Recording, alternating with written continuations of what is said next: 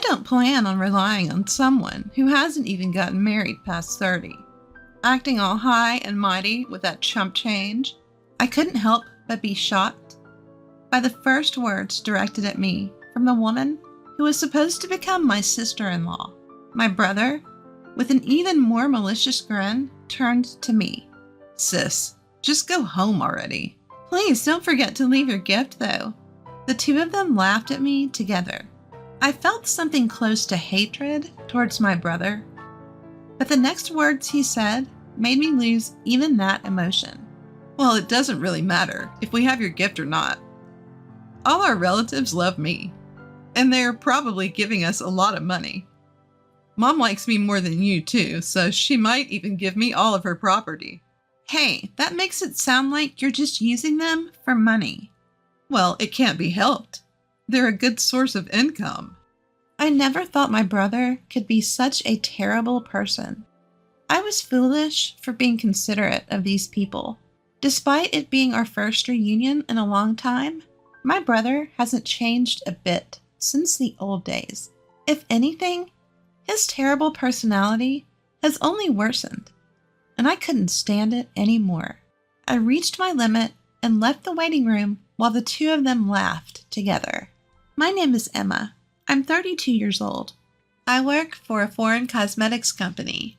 After graduating from college, I worked for another company, but I was lucky enough to be headhunted by my current company and changed jobs. The people I work with are ambitious, and I work tirelessly every day while receiving constant motivation. As a result, I now hold the position of department head. Ever since I started working at this company, they have recognized my worth. Every day has been enjoyable. Of course, there are times when I struggle with work, but the sense of accomplishment after overcoming those challenges is something I can't experience anywhere else. I've never been one to spend my days thinking about how much fun I'm having every day, especially before going to college. My days were very stifling. I have a younger brother, Nate, who is 5 years younger than me. Ever since Nate was born, my mom has been completely devoted to him. She loves him so much that I became less important to her. As a young child, I couldn't find anything to fill the loneliness of not being cared for by my mom. The more my dad and relatives tried to pay attention to me, the more I missed my mom. On the other hand, Nate was the first boy born in our family in a long time. He was also the type to easily get spoiled by anyone. So before long, our relatives stopped caring about me and only doted on my brother. To make matters worse, I have a strong sense of justice and hate wrongdoing. Not many people find a child who points out problems so cutely. Because of this, I became more and more distant from my relatives. The worst part was Nate's personality. Having been pampered by my mom and relatives, Nate grew into someone who couldn't be satisfied unless he was the center of attention, and knew exactly how to behave to get it. You could say he was skillful and good at getting by in life, but you could also say he was manipulative. I couldn't get along well with such a brother. Nate often got into fights, and my mom always defended him. I started to lose my sense of purpose. Not just my mom, but my relatives also started favoring Nate, and I began to feel uncomfortable whenever our family gathered. Seeing me like this, Nate would say, "Why don't you go to the other room, sis?" He had a smiling face, but he was giving me a look that didn't allow any objections. At that time, Nate was in the first grade of elementary school. If something bothered him, he wouldn't hesitate to lie and make me look like the bad guy. I had long lost my position as the older sister. When my brother said that, I had no choice but to leave. But what hurt more than being treated like an intruder by my brother was the way my mother and relatives acted. When my father noticed I was gone and asked, "Where's Emma?" the relatives just shook their heads, and my mother said, "I don't know." Then Nate jumped in. "Speaking of which, the other day," my mother and the relatives listened with great interest to his story, as if I never existed. It was so heartbreaking. Nothing changed, even when I wasn't around. At times like that, only my father's sister, Aunt Ava, worried about me. "Here you are. Don't you want to go back to the others? Or do you not want to? As I cried quietly, sad and frustrated, my aunt sat down next to me. Without me noticing, she gently stroked my back as I buried my face in her lap. When I couldn't say anything, my aunt began to speak softly. I kind of understand how you feel, Emma. Maybe it's because I'm an older sister too. Ever since my brother was born, he was the one who got all the attention. And you know how our relatives are, mostly women, right? So they really spoil the boys. I always thought it was unfair. You too, Aunt Ava? I was surprised. My aunt was always cheerful and in charge at family gatherings, and I never would have thought she felt that way. My aunt smiled gently in response to my question. Yes, when I was a kid, I was so jealous of my brother all the time. But he wasn't very talkative, so he wasn't always the center of attention like Nate. I think you must be feeling much worse than I did. Aunt Ava said this while gently stroking my head. I hadn't had my head patted like this in so long, and I felt a mix of emotions, happiness and embarrassment for letting her see how weak I felt. Our family has strong ties, you know. And Nate is kind of cunning, or maybe he's just good at winning people's hearts. He has that kind of personality, right? Everyone gets easily fooled by him. Really, Aunt Ava? You think that about Nate too? I was surprised again, thinking that no one in the family saw my brother that way. Aunt Ava winked at me, surprised. So don't forget, I'm watching you, Emma. If you want, I can talk to everyone about it. No, it's okay. Just knowing that you're watching me is enough to make me happy. All right, I understand. But if there's anything you want me to hear, I'll listen. You can always rely on me. After that, I looked forward to seeing my aunt at family gatherings. Even now that I've moved away, I still keep in touch with her regularly. The only other contact I have is the occasional email from my father with updates. Since I rarely go home, I don't know much about my family and relatives' current situation, so I never expected to get this kind of news from my father. Nate is getting married. Right now, I don't have a partner. One by one, my friends are getting married, and lately, even my coworkers are in a marriage rush. At a time when I was feeling a bit anxious, I got the unexpected news of my younger brother's wedding. Even though I'm not unhappy with my current life, I felt down. Then Nate contacted me, adding insult to injury. Hey sis, long time no see. I'm getting married, and my fiancée is already pregnant. Don't worry about not being married and showing our parents your grandchild. I've got that covered. But in return, give us at least $10,000 as a gift. It includes the cost of giving birth. Kids are expensive, you know. My already low excitement to celebrate Nate's wedding dropped to 0. Because of his sense of entitlement, I even considered not attending the wedding. But I convinced myself that this was a once-in-a-lifetime family event and decided to accept Nate's request. On the wedding day, after the ceremony, we were led to a family waiting room to prepare for the reception. I reunited with my mom and relatives after a long time had passed without seeing them. Of course, the topic was all about Nate. I tried to accept it since he was the star of the day, but my past memories kept coming back. That day, the gloomy, cloudy sky seemed like it would rain any moment, and my mood got darker and darker. That's when my dad talked to me. Emma, it's been a while. How's work? Oh, Dad, I'm getting by somehow. I see. So would you consider coming back home more often? My dad said that, but I didn't feel like it. Yeah, I'll come back when work calms down. I need to go to the restroom now. I left the family waiting room. I couldn't get out of there fast enough. I thought I had changed a bit, but I see others don't change so easily. As expected, I felt uncomfortable in front of my relatives. I let out a big sigh. At that moment, my phone vibrated. Come to the bride and groom's waiting room right now. It was a message from Nate. What does he want at a time like this? I headed to the bride and groom's waiting room, pondering. Did you bring it? As soon as I arrived, Nate asked me this question. I didn't understand at first. But I realized what he meant from his and his wife's nasty looks. Yeah, I brought the $10,000 gift. Are you satisfied now? Congratulations on your wedding. I reluctantly offered my congratulations even though my heart wasn't in it. But I immediately regretted being considerate. Only $10,000? I clearly said to give more than that. Isn't it common courtesy to give more than the requested amount? You're as clueless as ever, sis. Wait a minute. Isn't $10,000 already a generous amount? I gave it because you said the baby was coming. Isn't your attitude a bit much? If you choose to act like this, I don't want to be involved with you in the future.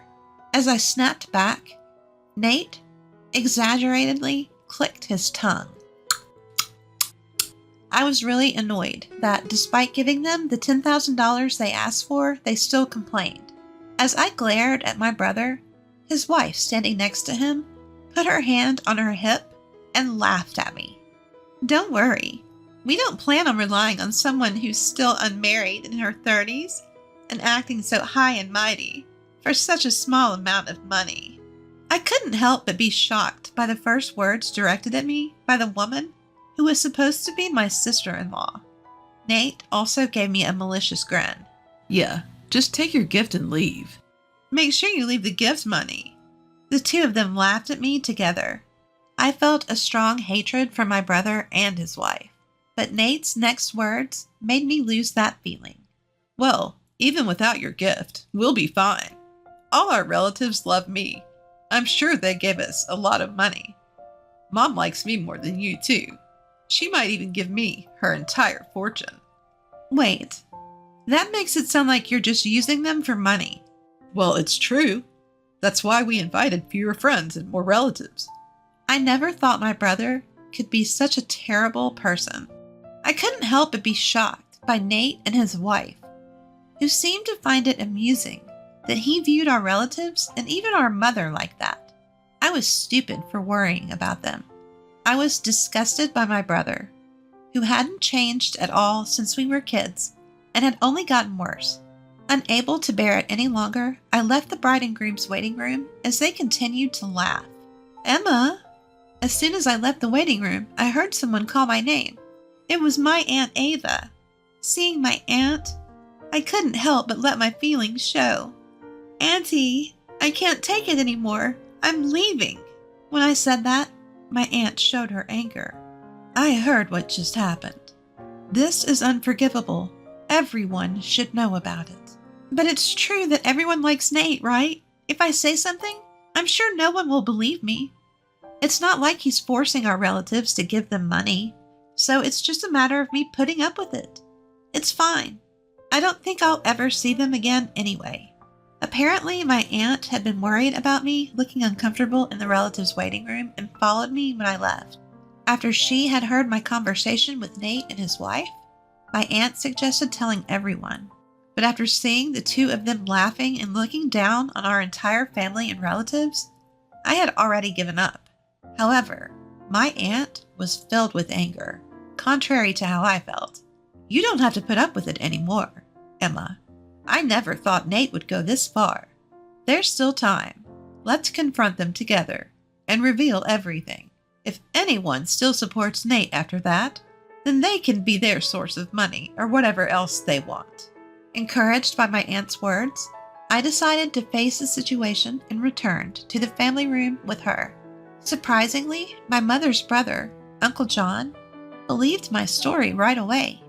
Actually, there have been some bad rumors about him at the company. I didn't want to doubt my nephew, and I thought it was natural for the business to have some bad times. But after hearing Emma's story, it all makes sense. I guess I was only considered valuable as long as I was paying him. Uncle John runs a company, and Nate works there.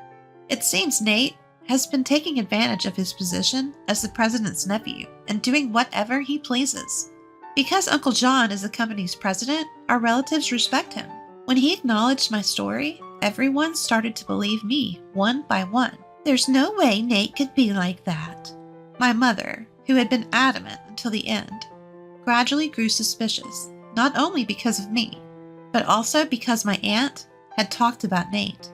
My mother, who had been asked for hundreds of thousands of dollars for wedding and childbirth expenses, seemed to have her doubts and eventually accepted our story. My father, who seemed to have believed me from the beginning, was radiating with anger. At that moment, when all the relatives finally listened to me and my aunt, my father spoke up. I'm sorry for our son. We must have raised him wrong. Let's all go home today. He doesn't deserve to be celebrated. With those words from my father, my mother and all the relatives decided not to attend the wedding reception. My parents hurriedly left the family room to explain the situation to the other guests. As we waited at the shuttle bus stop, the people who were supposed to attend the wedding started to arrive. At the end of the crowd, I could see my parents. My father gave me a strong nod when he saw me. I'm sure all the guests had decided not to attend. Thank you for believing in me. I tried to convey that to my father, but as I approached him, he was yelling into his cell phone. Who would celebrate someone like you, who repays kindness with malice? The person on the phone must be Nate. It was the first time I had seen my father so openly angry. I heard from Aunt Ava. Nate, it seems you've been calling our family and relatives a bunch of gold diggers. How could you say that after all they've done for you? We have no intention of celebrating you anymore. We're going home today. My father hung up the phone and apologized to me for all the hard times I had gone through. As soon as we got on the bus, Nate called me. Emma and Aunt Ava turned everyone against us and spread rumors. Now nobody's left at the venue. I calmly responded to Nate, who was panicking and raising his voice. Your Aunt Ava heard you guys making fun of the family. She joined in the conversation, so everyone believed us. Can you stop saying I spread rumors? I just told the truth. It's the same thing. What are you going to do about it? And I don't know. We're already on the bus. Don't say that. Are all of them on the bus too? If so, please convince them to come back with you. At first, Nate was confident, but now his voice sounds like he's about to cry, realizing the situation is bad. But I didn't feel like forgiving him at all. You just want the gift money, don't you? That's not my intention. Either way, we're not coming back, so goodbye.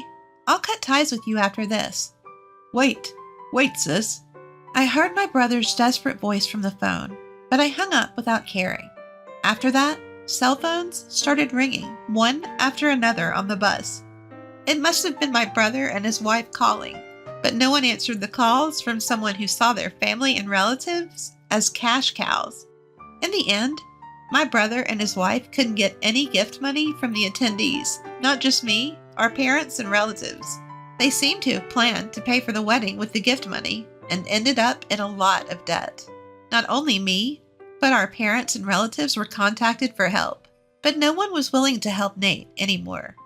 On top of that, they lost contact with the few friends they had invited. The punishment for my brother was far from over. Our uncle fired Nate. He probably couldn't bring himself to defend my brother, who had been performing poorly and had a bad reputation.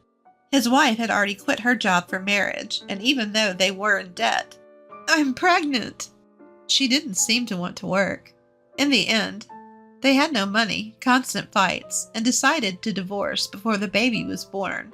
After giving birth, his wife tried to make money working at night, but her bad personality held her back, and she could barely pay off the debt. My brother couldn't find another job and got stuck in a cycle of borrowing more money to pay off his debts. He seemed to have come back home for help several times, but both our father and mother rejected him. On the other hand, I've been going back to my parents' house more often since Nate's wedding. I've been attending family gatherings, and I don't feel uncomfortable anymore. As a result, I feel like I have more room in my heart and can see things from a much broader perspective. I've become more flexible in dealing with work accidents and requests, and my colleagues, subordinates, and bosses have praised the change in atmosphere. And just the other day, I was invited to dinner by a salesperson from a company we've been dealing with for a while. I feel a little excited about the long-awaited signs of spring.